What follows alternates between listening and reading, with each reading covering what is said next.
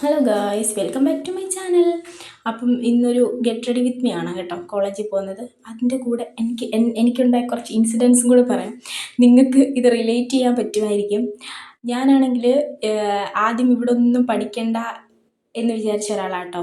കാരണം ഇവിടെ ഞാൻ വീടിൻ്റെ അടുത്ത് തന്നെ നിന്ന് കുറേ വർഷം കൊണ്ട് പഠിക്കുന്ന ഒരാളാണ്. എൻ്റെ ഫസ്റ്റ് LKG തൊട്ട് ഞാൻ +2 വരെ എൻ്റെ വീടിൻ്റെ തൊട്ടടുത്തായിരുന്നു കേട്ടോ. അതുകൊണ്ട് ബസ്സിലും പോകണ്ടായിരുന്നു, ഒരു വണ്ടിയിലും പോകണ്ടായിരുന്നു, നമുക്ക് വേഗം തന്നെ വീട്ടിലും വരാം. വേറൊരു കാര്യമില്ല കേട്ടോ. അതുകൊണ്ട് നേരെ സ്കൂളിൽ പോവുക, അതുപോലെ അല്ലേ വീട് ടൈപ്പിംഗ് ഇൻസ്റ്റിറ്റ്യൂട്ട് എന്നൊക്കെ പറയുന്ന പോലെ അതുപോലായിരുന്നു കേട്ടോ.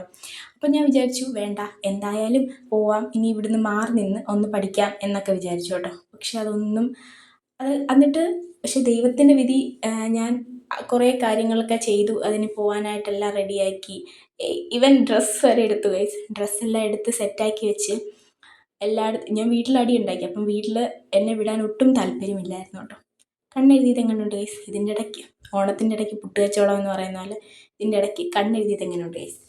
എനിക്ക് ഈ പൗഡർ ഇല്ലാതെ ഞാൻ എങ്ങും പോകില്ല കേട്ടോ. അത് പണ്ട് തൊട്ടേ ഉള്ള ശീലമാണ്. അതുകൊണ്ട് ഞാൻ എത്ര മേക്കപ്പ് വന്നാലും ഈ പൗഡർ എന്നുള്ള സാധനം, ഞാൻ ഇടുന്നത് പൗഡർ, പൊട്ട് അങ്ങനെയുള്ള സാധനങ്ങളൊക്കെ കേട്ടോ.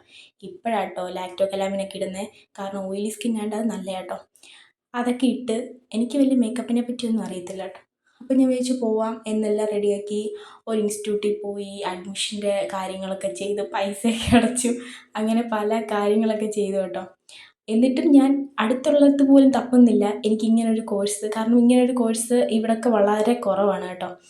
അതുകൊണ്ടാണ് ഞാൻ ഇത് തന്നെ എടുക്കണം. എല്ലാവരും ചോദിച്ചു നേഴ്സിംഗ് എന്താ എടുക്കാൻ, ഞാൻ നേഴ്സിംഗ് അല്ലേ നല്ലത് എന്നൊക്കെ. അപ്പോൾ ഞാൻ പറഞ്ഞു വേണ്ട, നമുക്കൊന്ന് വെറൈറ്റി പിടിക്കാം. വെറൈറ്റി പിടിച്ചാണ് കേസ് ഞാൻ ഇങ്ങനെ ഇരിക്കുന്നത്.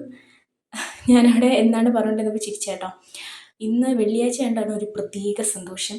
അതുകൊണ്ടാട്ടോ ഞാനിങ്ങനെ ഒരുങ്ങുന്നതിൽ പ്രത്യേക സന്തോഷം കണ്ടെത്തുന്നത്. തലമുടിയൊക്കെ ഇത് പുട്ടപ്പ് ചെയ്യുന്നത് ഞാൻ എപ്പോഴും നിങ്ങളോട് പറഞ്ഞിട്ടുണ്ട്. പുട്ടപ്പ് ചെയ്യാതെ എന്നെ ക്ലാസ്സിൽ കയറ്റില്ല കേട്ടോ. ക്ലാസ്സിൽ കയറ്റുന്നതെന്നല്ല, കോളേജിൽ ഫൈൻ ഉണ്ട് കേട്ടോ. അപ്പം അതിനെക്കാട്ടി ഭേദം നമ്മൾ വീട്ടിൽ നിന്നേ പുട്ടപ്പ് ചെയ്താൽ ശരിയാവുമല്ലോ. അപ്പോൾ ഇത്രയൊക്കെയുള്ള കേസ്. ബാക്കി അടുത്ത